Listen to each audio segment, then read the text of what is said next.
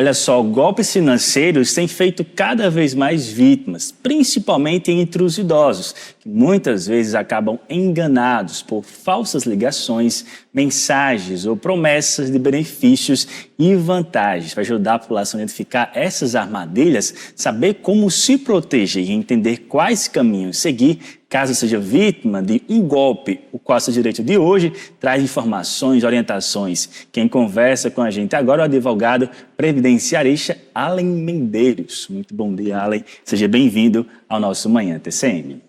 Bom dia, Franciele. Nós que agradecemos a oportunidade de estar aqui nessa emissora, que hoje é praticamente a todo o Rio Grande do Norte. Nosso muito obrigado pela oportunidade. Muito bom poder contar com os seus esclarecimentos, importantes dicas, porque assim, a gente vê que nesse fim de ano também aparecem muitas promessas, né, Allen? Quais são os golpes que são mais, que a gente pode falar aqui, que são mais, que cometem mais os idosos?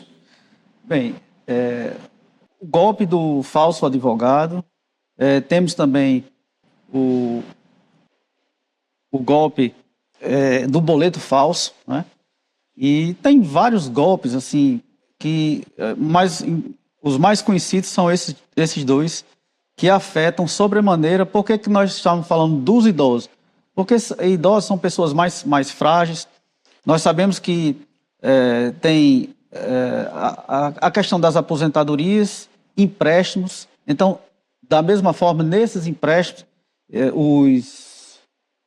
esse pessoal, eles se infiltram para aplicar golpes da mesma forma, empréstimo consignado, inclusive. Infelizmente. Como acontece esse golpe do falso advogado que você mencionou? Como acontece para quem está em casa entender melhor, até mesmo ter esse cuidado, essa cautela?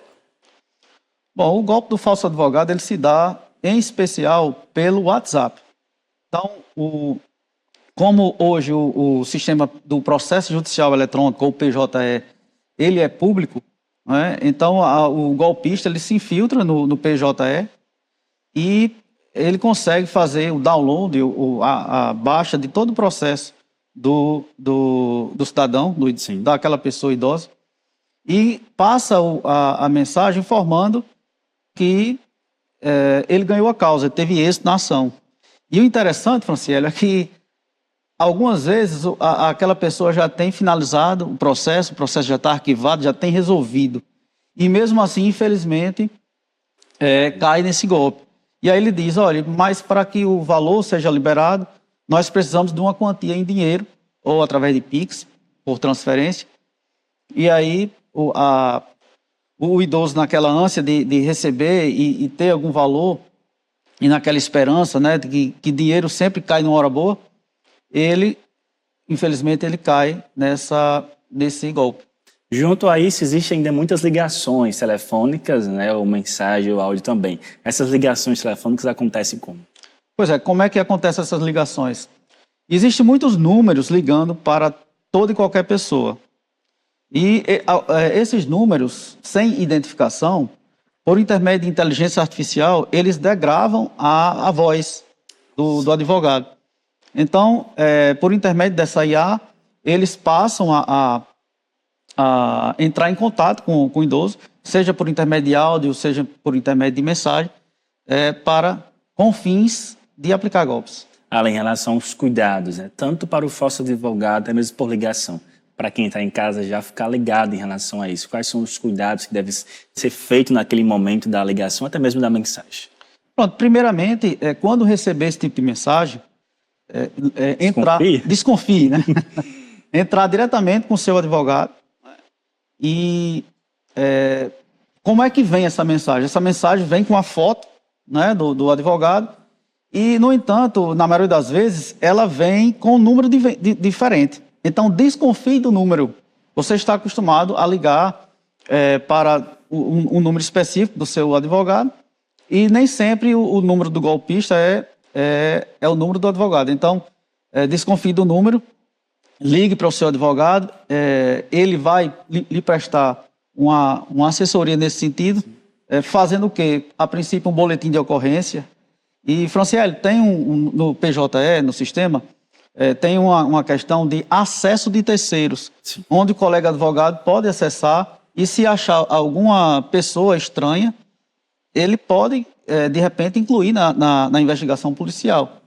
Não é? Porque, tipo, um processo de terceiros, às vezes um colega tem dúvida de uma ação, como fazer a ação, e tem uma ação semelhante, é natural que nós entremos no processo público e verifiquemos a nível de decisões, como é que está, né, como é que está o cenário jurídico, isso aí tudo bem.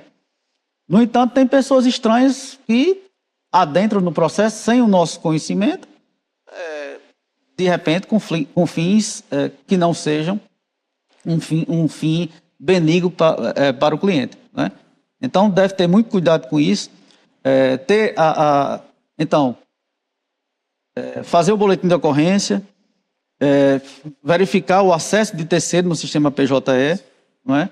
E, de repente, procurar um site de busca. Então, hoje você coloca o nome da pessoa e sai o endereço, sai todo o cadastro dessa pessoa. Então, entregar todo esse dossiê para ajudar na investigação policial.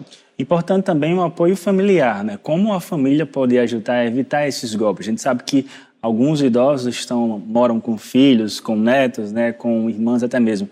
Uma família pode ajudar ao idoso a não sofrer golpe? A família é muito importante nesse aspecto, porque por questões da idade, às vezes a pessoa de melhor idade tem um Alzheimer, né? Uma doença psiquiátrica.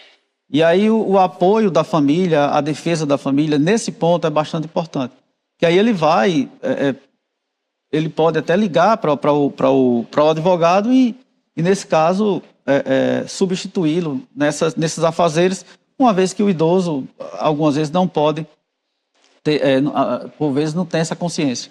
Além, que diz a justiça em relação a quando o idoso, né, no caso, cai em golpe, depois de fazer todo o BO, o boletim de ocorrência, mas também o que precisa ser feito? A justiça vai, como se diz, abraçar também aquele idoso que sofreu esse golpe, por exemplo?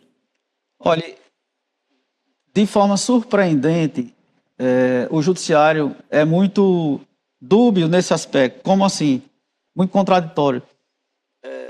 O judiciário informa que, através de dispositivo do próprio Código de Defesa do Consumidor, que a vítima, aliás, o banco, desculpe, ele tem responsabilidade objetiva, com dever de fiscalização dos seus correntistas, de quem entra, né, com a responsabilidade que a gente chama num termo latim, invigilando, de vigiar todas as pessoas que têm acesso a essas contas. No entanto, existe um outro aspecto que eles tomam como exceção, e infelizmente, às vezes tem como regra, culpa exclusiva da vítima, que a vítima devia ter prestado atenção no momento de pagar um boleto que estivesse fraudado. Ora, você tendo um boleto com todas as logomarca, com todos os aspectos bancários, você não tem a noção, e ainda mais sendo um idoso. Sim. Então tem que ver também essa fragilidade de cunho social, de cunho intelectual, para que por parte do judiciário possa se ter também. Então o judiciário está muito nesse aspecto, infelizmente, de culpa exclusiva da vítima. Quando acontece alguma transferência de um valor muito alto, né, na conta de um idoso, e de fato é um golpe, o banco tem alguma responsabilidade? É justamente essa questão.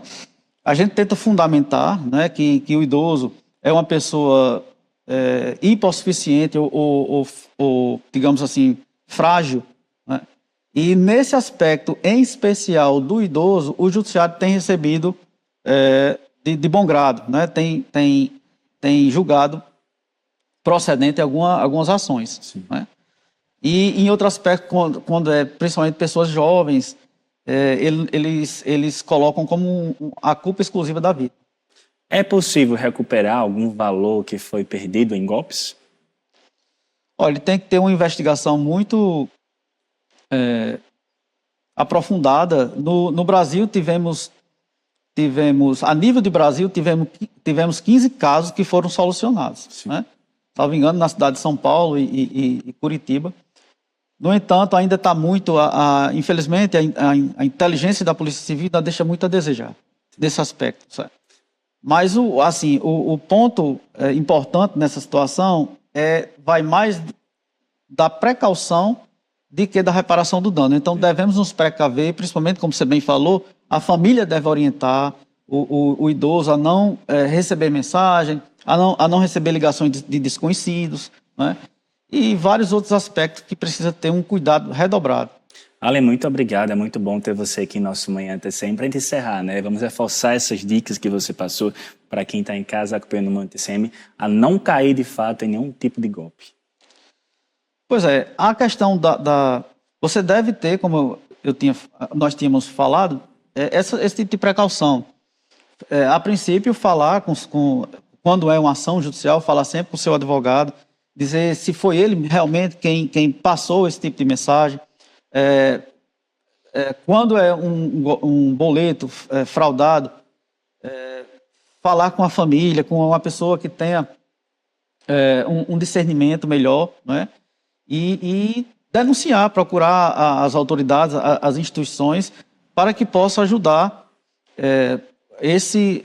nessas situações de golpes. Ale, muito obrigado. Tá muito bom contar com sua expertise aqui também no nosso quadro Seu Direito. Muito obrigado, viu? Nós que agradecemos.